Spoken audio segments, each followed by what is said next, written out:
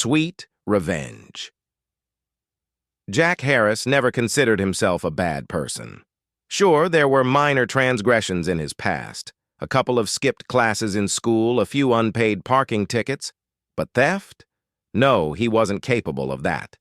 At least that's what he thought until that fateful evening at Millie's shop on the outskirts of Ravenwood.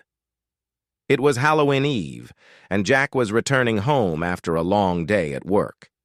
Driving past the small grocery store, he remembered he had promised to buy candy for the trick-or-treaters who would come to his house.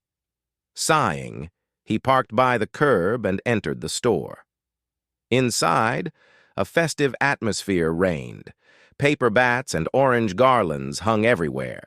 Behind the counter stood an elderly woman with kind eyes and gray hair tied in a neat bun. Her name tag read Millie. "Good evening, young man. How can I help you?" she asked cheerfully. Jack picked up a large bag of assorted candies and approached the counter. Taking out his wallet, he discovered to his horror that he had left his card at home and didn't have enough cash. He was about to apologize and leave when suddenly something snapped in his head. Without understanding what he was doing, he grabbed the bag and rushed to the exit. "Hey, stop!" Millie shouted, but Jack had already run out onto the street and jumped into his car. His heart was pounding like mad as he sped through the dark streets of Ravenwood. What had come over him? Why did he do it? But gradually the adrenaline subsided, and Jack began to convince himself that nothing terrible had happened. So what if he stole a bag of candy? Not the end of the world. He'd return tomorrow and pay. However, an unpleasant surprise awaited him the next morning. Opening the local newspaper, Jack saw an obituary. Mildred Thompson, 78, passed away last night from a heart attack in her shop Millie's. She was a neighborhood favorite, and Jack couldn't believe his eyes. Could this have happened because of him? Because of some miserable bag of candy? A feeling of guilt overwhelmed him. Halloween passed in a blur. Jack mechanically handed out candy to children, unable to shake thoughts of Millie. At night, he tossed and turned in bed, unable to sleep. When sleep finally overcame him, he dreamed of Millie. She stood behind the counter, looking at him reproachfully. Waking up in a cold sweat, Jack decided he had to somehow atone for his guilt. He went to Millie's shop, intending to leave money for the stolen candy and make a donation for the funeral. But the shop was closed.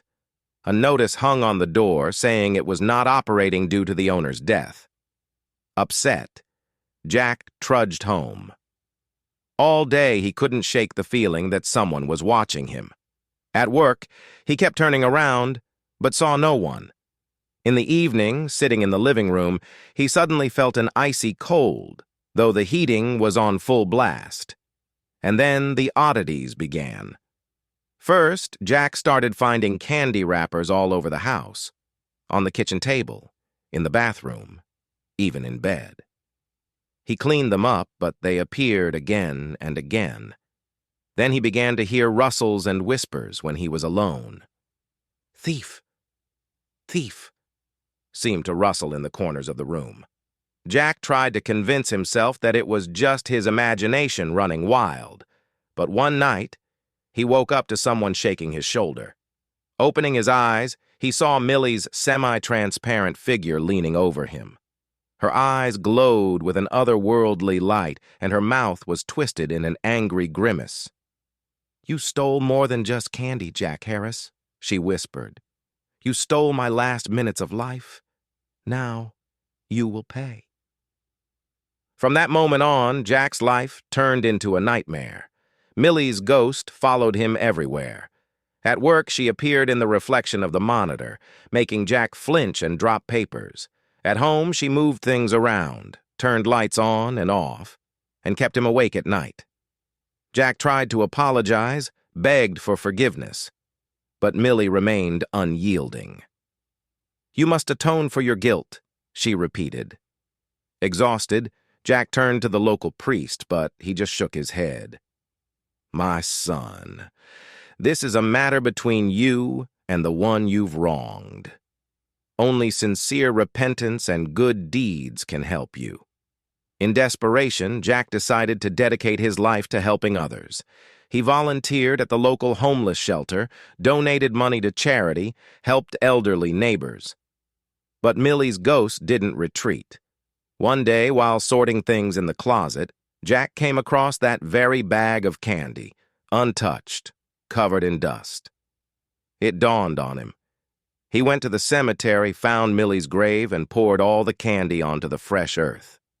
"Millie," he said in a trembling voice, "I know I made a terrible mistake.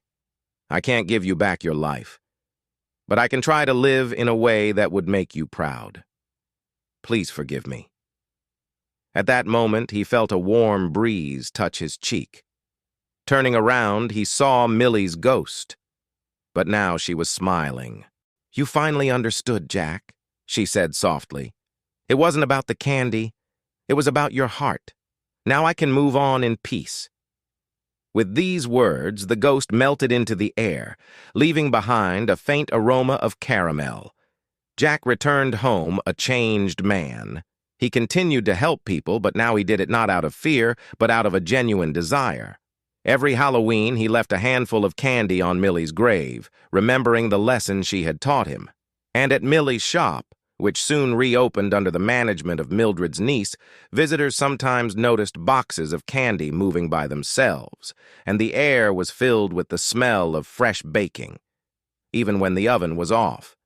And they say, if you listen closely, you can hear the quiet, kind laughter of old Millie, who continues to look after her beloved shop and teach people kindness, even after death.